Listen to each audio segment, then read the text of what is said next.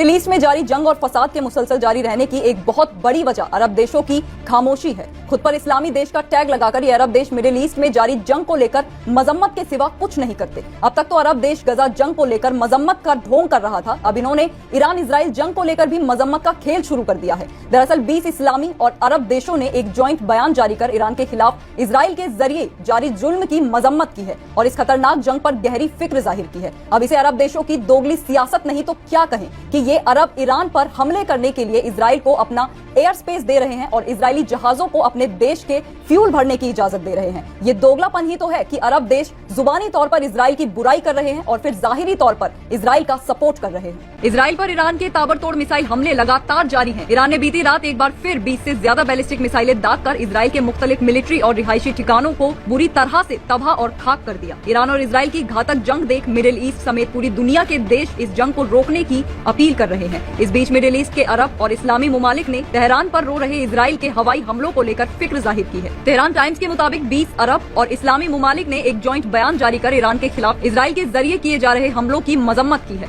ये जॉइंट बयान Iraq, Qatar, Saudi Arab, UAE, Oman, Kuwait, Bahrain, Jordan, मिस्र, Sudan, Algeria, Comoros, Djibouti, Somalia, Libya, Mauritania, Pakistan, तुर्की, Chad और Brunei के वुज़राए खारजा के जरिए जारी किया गया है। वुज़रा ने इस बात पर जोर दिया कि ईरान पर इजराइल के हमले पूरे खित्ते की हिफाजत और स्टेबिलिटी के लिए संजीदा खतरा है और उन्होंने हमलों को फौरन रोकने की अपील की है। एक तरफ तो अरब मुमालिक ने ईरान जंग को लेकर इजराइल की मजम्मत की, मगर दूसरी तरफ इन्हीं अरब मुमालिक की तरफ से इजराइल को मुकम्मल तौर पर ईरान के खिलाफ मुसलसल मदद की जा रही है। सऊदी अरब और जॉर्डन जैसे मुमालिक ने मुसलसल ईरानी हवाई हमलों को इजराइल के सपोर्ट में रोका है। पिछले साल जब ईरान की जानिब से इजराइल के खिलाफ ऑपरेशन ट्रू प्रॉमिस 1 और 2 लॉन्च किया गया था, तब इजराइल के सपोर्ट में जॉर्डन, सऊदी अरब और दीगर इस्लामी मुमालिक ने ईरान की मिसाइलों और ड्रोनों को इंटरसेप्ट किया था। अब जब इजराइल के जुल्म के खिलाफ ईरान ने 4 दिन पहले जवाबी कार्रवाई शुरू की थी, तब भी इसमें आगे रहते हुए जॉर्डन और सऊदी अरब ने ईरानी मिसाइलों को इंटरसेप्ट किया, मगर इसी जॉर्डन और सऊदी अरब ने ईरान पर इजराइल की जंग के आगाज के लिए इजराइल को अपना एयर स्पेस मुहैया कराया था। ईरान और इजराइल जंग में अभी तक जॉर्डन और दीगर अरब मुमालिक इजरायली जहाजों को अपना बेस मुहैया करा रहे हैं ताकि इजरायली जहाजों का फ्यूल खत्म हो तो वो अरब देशों के बेस से फ्यूल रिफिल कराकर ईरान पर हमले कर सके। ये तमाम बातें साफ तौर पर इस बात का सबूत है कि अरबों ने इजराइल अमेरिका के आगे झुकते हुए अपना जमीर बहुत पहले ही बेच दिया है। ताकत और सत्ता के नशे में चूर अरब भूल गए हैं कि इंसानियत क्या होती है, इसलिए सिर्फ जुबानी तौर पर दिखावा करके वो दुनिया को अंधेरे में रख रहे हैं। इसकी एक और वजह ये भी है कि ईरान अकेला दुनिया के 2 सुपर पावर देशों से लड़ रहा है और लगातार इजराइल अमेरिका को पानी पिला रहा है, जिसके चलते ईरान मिडिल ईस्ट में सुपर पावर बन के उभर रहा है और शायद ये बात अरब मुमालिक को हजम नहीं हो रही है। नेतन्याहू ने खामनेई को मारने की धमकी दी, कहा कि इजराइल खामनेई का कत्ल करने से नहीं हिचकिचाएगा।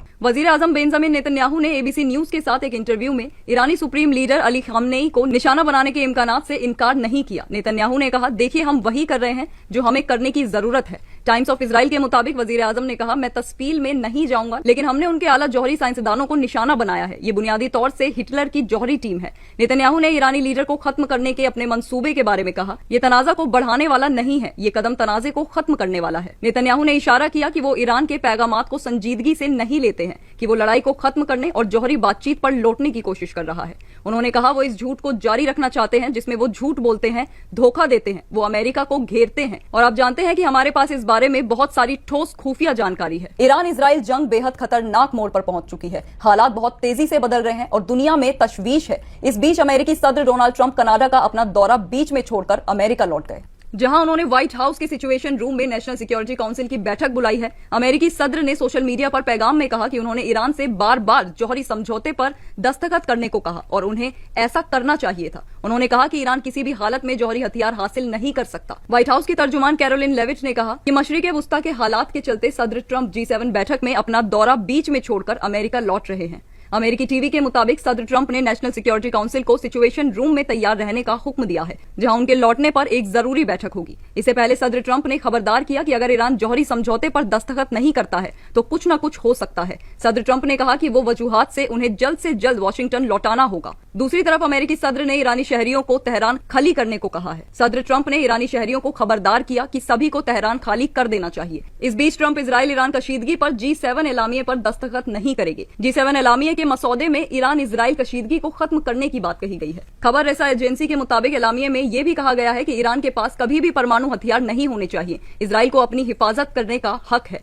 ट्रंप ने व्हाइट हाउस इंतजामिया को जल्द से जल्द ईरानी हुक्काम के साथ बैठक मुनक्किद करने का हुक्म दिया है। इधर एक अमेरिकी टीवी के कुछ जराये की बुनियाद पर यह दावा किया गया है कि सदर ट्रंप ने नेशनल सिक्योरिटी काउंसिल की इमरजेंसी बैठक बुलाई है। इससे पहले सदर ट्रंप ने कहा था कि अगर ईरान जौहरी समझौता नहीं करता है तो कुछ न कुछ जरूर होगा। फ्रांस के सदर इमैनुअल मैक्रो ने कहा कि ट्रंप ने G7 लीडरान से कहा कि ईरान इजराइल जंगबंदी के लिए बातचीत हुई है। उन्होंने कहा कि अगर जंगबंदी हो जाती है तो यूरोपीय साझेदार ईरान जौहरी बातचीत में हिस्सा लेने के लिए तैयार है। मैक्रो ने कहा कि अमेरिकियों ने ईरानियों से मिलने की पेशकश की है, हम देखेंगे कि क्या होता है। गजा की वजारत सेहत ने कहा कि पीर को इजरायली गोलीबारी में कम से कम 40 लोग मारे गए, जिनमें से आधे लोग अमेरिकी हिमायत याफ्ता गजा ह्यूमैनिटेरियन फाउंडेशन के जरिए चलाए जा रहे थे। इमदादी कैंप के पास मारे गए। तिब्बी माहिरीन ने कहा कि राफा में एक इमदादी मरकज के पास कम से कम 20 लोग मारे गए और 200 से ज्यादा लोग जख्मी हो गए, जो रोजाना बड़े पैमाने पर हो रही गोलीबारी की नए मिसाल है। गजा ह्यूमैनिटेरियन फाउंडेशन इजरायली फौजी कंट्रोल वाले इलाकों में 3 इमदादी कैंप चलाता है।